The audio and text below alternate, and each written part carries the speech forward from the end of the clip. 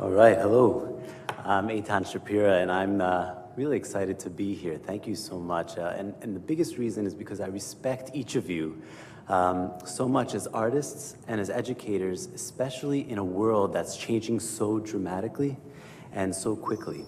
And I want to talk about the challenges that come with that for all of us. So I have a kind of a proposition that I want to present to us. But before I do that, I want to talk about these challenges that I think we can meet with this proposition, and then also talk about the pedagogy that goes into that, and an evolution that starts with a little bit of my background and a little bit of background behind these ideas and how that's evolved for me and in general with pedagogy for it. So to start, I've identified some things, some challenges that I think this proposition will actually meet and increase and change. And I think this is a huge thing, and I hope you will work with me to think differently about this. But these are the challenges I think many of us are facing, so let's just quickly, recruitment will increase with this proposition, this project, retention, career placement, and in that is internships. Within this proposition, this idea, internships will come to us rather than we send our students out. And beyond that, interdisciplinary collaboration, and we love that. And why do we love that, and how does that work? And I think by nature, this proposition does that. It's about transferring skills back and forth, not just within the studio or from the studio, outside of the studio, and beyond, and introducing students to new materials, new vocabulary. In addition, school dynamic, which is important. So getting students to work with other students, getting a dynamic between faculty, and then students and faculty. And lastly, public enchantment, which is not just informing the public of what we do in our schools, but sharing with the public and with local community and within even the school itself what we're doing. And lastly, within that is industry. So let me go quick background. Knowledge is exponentially growing. It just is. And with that comes, and here's just a fact, it took radio 38 years, TV 13 years, the internet 4 years, and Facebook in only 9 months to reach 50 million users. That's true. Knowledge is growing. And with knowledge growing, the world is starting to look like this. It's not even starting, it does look like this. And what do we do, and what happens when the world becomes this way, when knowledge is growing and we can't keep up and we have to make decisions with not enough information because we can't literally catch up to all the information that's out there? I think a new skill set starts to emerge that needs to deal with these kinds of things. IBM's CEO study in 2010 said that over 1,500 CEOs around the world said their #1 leadership need is creativity. And I wanted to figure out within that, what mattered to me is, okay, creativity. If I said it to everyone in this room, especially in this room, said, oh, creative process, creative practice, right? We are creative, but what is it? And everyone might think of something different. So I set out to figure out what those things were, to identify what are the parts within creativity that most meet these challenges that we're facing in the world. So I've identified them as agility, the ability to thrive in uncertainty, in changing environments, being completely resourceful, and the ability to take risk. And not just to take risk, but the practice of risk-taking, just being in the process of doing it. So this is, to me, what looks like if I go back, this is to me what looks like an art student. Could we possibly be actually at the forefront, giving the #1 skill that the world needs?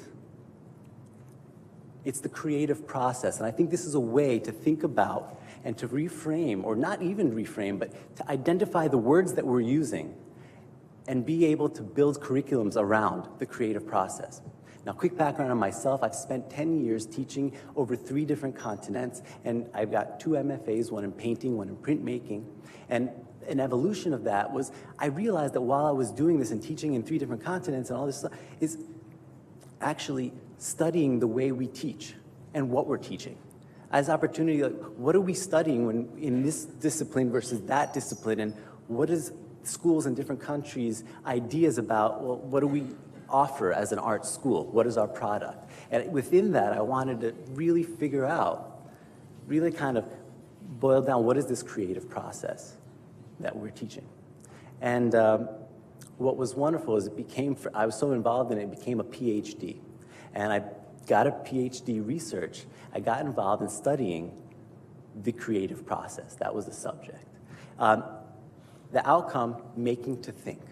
And if I can, and I'm nearly finishing, it's about to be published, a book titled, under that title, Making to Think versus Thinking to Make. And to summarize that really quickly, which is the creative process, is if I asked all of you to make a chair right now, some people would just start writing down, okay, here's all the materials I need, here's the items that I want, I don't know, I need this, and then go out and purchase, because since second grade, you've been told, you know, there's only one correct, you can't get it wrong, don't fail, don't mess it up, make sure you collect all the material, et cetera, et cetera.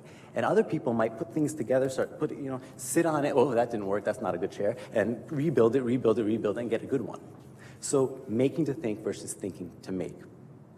So I set off to do a bunch of collaborations. That's the word that we're using, right? So a bunch of collaborations that in this evolution. First, inside the schools, to get this research. What are different art students working together look like? What does it look like? What do they get out of the collaboration? And really identify within this collaboration, like someone was speaking earlier about, what do we learn about ourselves when we collaborate with someone else? What are we learning about what our gifts are, what our way of working does?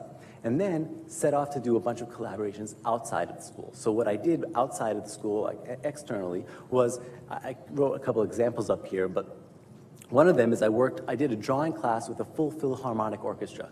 It was rehearsal, literally. We'd meet once a week and we would rehearse together. And then I got involved with the former Poet Laureate of America, with graduate students in painting and sculpture and in the creative writing, and we put together artist books, and we worked on that project. And again, it was, when you talk about time, space, composition, line, with all these different people, you start to get an idea that's a little different. That's why I put RCA up there. At the Royal College of Art, I went back and I called it cafeteria learning, because it's a full graduate school only, that in the cafeteria, I mean, the painters weren't going to the cafeteria to talk to the other painters about brushes all day. I mean, they went in to speak with the animators, the car designers, industrial designers, and that's where the collaboration started to happen, and we started forming collaborations. Brings me to the pilots.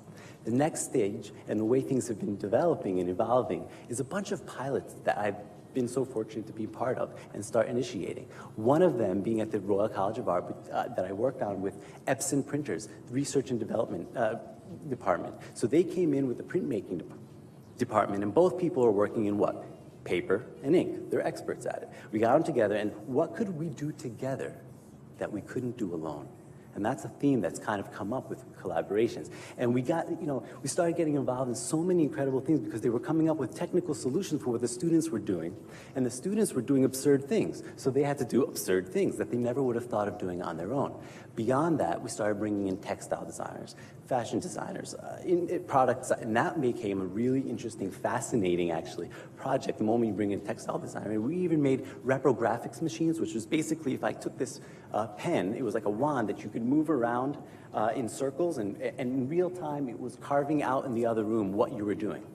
Unbelievable kind of projects. And the last I'll mention of these is in the last 2 years at the School of the Museum of Fine Arts in Boston, I've been asked to get involved with a MIT initiative where the MIT MBA students, these future CEOs of organizations, entrepreneurs, all sorts, were coming to the Museum School of Fine Arts to learn, to take a course. And they said, well, you got to teach a drawing class while you lead this. I said, sure. And they said, well, you got to teach it in 2 days. I'm teaching a drawing class in 2 days. Well, what am I going to teach? And the first step that I went for, I said, okay, well, we'll start to get involved in learning how to see. Because I wasn't going to teach the technical parts of how to make an ear look like an ear in 2 days to these people. So then I said, that's not it. How about risk-taking? How about using drawing as a way to look at risk, physically, drawing, translating thought into concrete physical action? Okay, well, you can look at your risk and then take it. So that brings this. That developed into an incredible program, the success of that. The MIT students are continuing to come to the School of the Museum of Fine Arts. The program is absolutely growing, and in addition, I had the success and fortune to go back to MIT. They invited me to teach 3 courses to their MBA students in drawing in this way. And beyond that, bringing the chemists, the physicists, and so on into this program. Well, I brought them all to the Museum of Fine Arts in Boston. And we walked up and we looked at a Tiepolo, and I asked them this fundamental question. Why start a painting if you know what it's going to look like when you're done? And they kind of were all scratching their heads, because these are people that in their practice were being taught for 4 years how to execute, how to get something to where it was going. This was a breakthrough for them. They were just kind of, what do you mean? Well, let me go on with this. This went into the Museum of Fine Arts, into their print and drawing center. And I asked them to take out a bunch of prints for us that were multiple states of the same print. So their students are standing within, you know, a few inches of a Rembrandt, and it looks like it was made yesterday, of course, and they're looking at this Rembrandt, and they're looking at stage 1 and stage 3. And stage 1 had a bunch of these figures in the bottom left corner of it. And all the figures, beautifully drawn, right? And by the 3rd stage, they were entirely wiped out and replaced with a wall and these 2 arches. And the students were looking at it, I said, would you do that? Would you take that kind of risk? Just wipe out, look at that beautifully drawn, and you didn't know it was gonna look like that by stage 3. And we got involved and targeted the process. I said, would you do that to a company? Would you wipe out a quarter of your company for the, okay. So this kind of conversation built out this really interesting conversation to them, and we immediately went to the studios to get their hands involved and build things. Start to get used to those 4 things, right? They got agility, they started becoming resourceful, they were familiar or comfortable at least, or getting in the practice of working on familiar territory, and they started taking a lot of risks, just concretely working through risks. Well, this Making the Think idea was very successful, and it turned into a hacking arts festival at MIT that I got the opportunity to launch.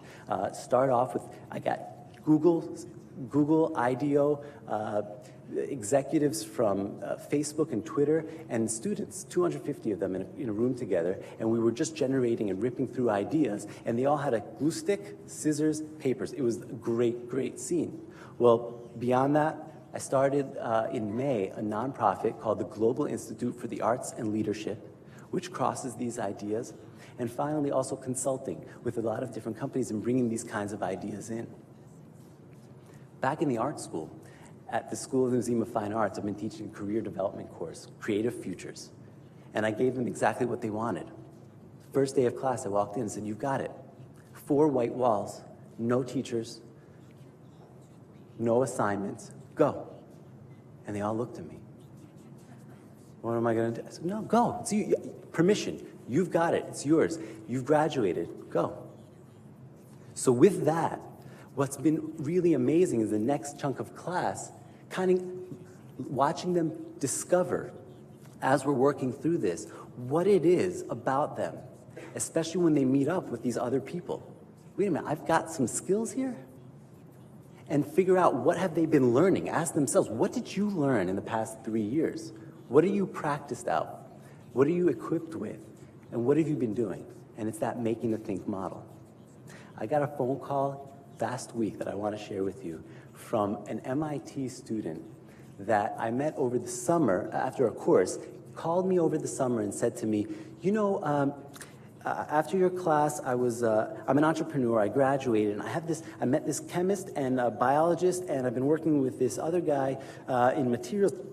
We're looking at crickets and the way their wings work, and they vibrate and they make that loud sound. So we want to model that and create these new guitars that are not made out of wood that emulate the sound of this cricket kind of thing. But you can really get this.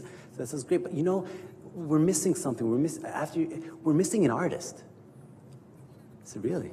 So yeah. I mean, that'll really add to our team. I said, got it. So I went back to my studio. I had a studio assistant who I had hired from a former student of mine from the School of the Museum of Fine Arts, and I said, you know, he's really good with interiors. I said, you've got to go meet this guy.